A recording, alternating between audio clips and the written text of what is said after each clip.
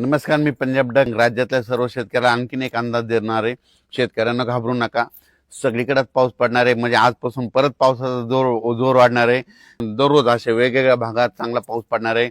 आज देखील पूर्व विदर्भ, पश्चिमी विदर्भ, मराठवाडा, उत्तर महाराष्ट्र, कोकणपट्टी, खानदेश, घाटमाता, त्याच्यानंतर पश्चिम महाराष्ट्रामध्ये सगळीकडे वेगवेगळ्या भागात असा दुपारनंतर बऱ्याच ठिकाणी पाऊस देखील सुरुवात होणार आहे. सर्वदूर एकदाच येणार नाही, पण भाग बदलत बदलत सुरुवात होणार आहे. म्हणून हे अंदाज लक्षात यायचा. 30 तारखेपर्यंत चांगला वेगवेगळ्या भागात पडणार आहे, म्हणून हा अंदाज लक्षात यायचा.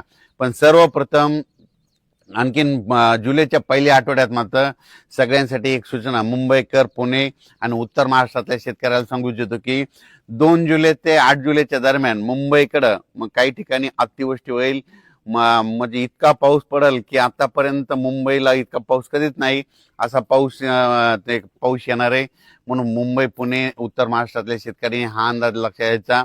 आणि आपल्या जे ओढे नाले असेल त्याच्या बाजूला समजा एखादेच जनावर बांधलेले असतात, त्याच्यामुळे ते 8 दिवसामुळे काळजी घ्यायची. कारण की मुंबईकडे खूप मध्ये 2 जुलै ते 8 जुलै मध्ये वेस्टर्न महाराष्ट्रामध्ये पश्चिम महाराष्ट्र असा तिकडे चांगला पाऊस पडणार आहे. म्हणून हे अंदाज लक्षात घ्यायचा.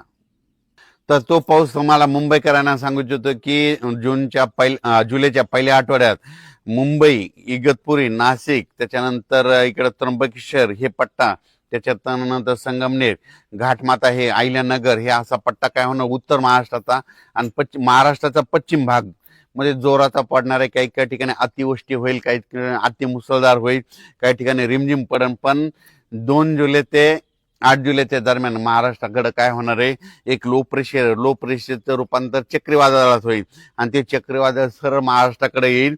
आणि त्याच्यामुळे महाराष्ट्राकडे मग काय होणार आहे, महाराष्ट्रामध्ये ठिकठिकाणी म्हणजे जुलैच्या पहिल्या आठवड्यात मुसळधार पाऊस पडणार आहे. म्हणून हा अंदाज लक्षात घ्यायचा. आणि शेतकऱ्याला सांगू इच्छितो की सर्वप्रथम आनंदाची बातमी, मी म्हटलं ना दुष्काळ वगैरे पडणार नाही, तर तुम्हाला सांगू इच्छितो मुंबईकडे, उत्तर महाराष्ट्राकडे, त्र्यंबकेश्वरकडे, नाशिककडे, इकडे संगमनेर पट्ट्यात, इगतपुरी भागात, इकडे घाटमाथ्यावर जो पाऊस पडला तर निळवंडे धरण आहे त्याच्यामध्ये पाणी येणार. त्याच्यानंतर मुळा धरणात देखील थोडी आवक सुरुवात होणार. त्याच्यानंतर काय होणार आहे, इकडं गंगापूरचं धरण आहे, त्र्यंबकेश्वरला पाऊस पडला तर त्या गंगापूरला येत आहे. प्रवरा नदीवर जे धरण आहेत त्याच्यामध्ये देखील आवक येणार. कारण की हे पाऊस हे 5-7 धरणासाठी. आणि त्याच्यानंतर तुम्हाला एक सांगू इच्छितो की नाशिककडे जे छोटे छोटे 2 TMC, 4 TMC, 5 TMC, 11 TMCचे, काही 15 TMC, 22 TMCचे जे छोटे छोटे धरणे आहेत, ह्या पावसात मात्र ते चांगले तुडुंब भरून जातील. म्हणून हा अंदाज लक्षात द्यायचा. कारण ते पाऊस येणारच आहे. कारण की जुलैच्या पहिल्या आठवड्यात पश्चिम मुंबईकडे, उत्तर महाराष्ट्राकडे चांगला पाऊस पडणार आहे. त्याच्यामुळे त्या धरणामध्ये आवक येणार आहे. आणि शेतकऱ्यासाठी ही सर्वप्रथम आनंदाची बातमी.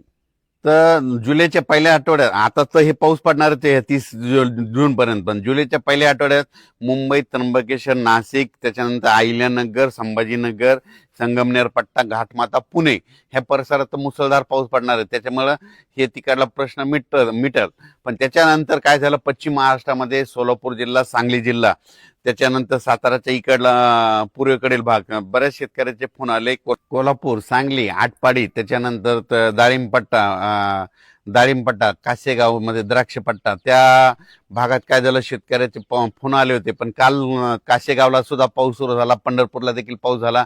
आणि सोलापूर जिल्ह्यातले सांगू इच्छितो की सोलापूरकडे देखील पाऊस येणार आहे. आता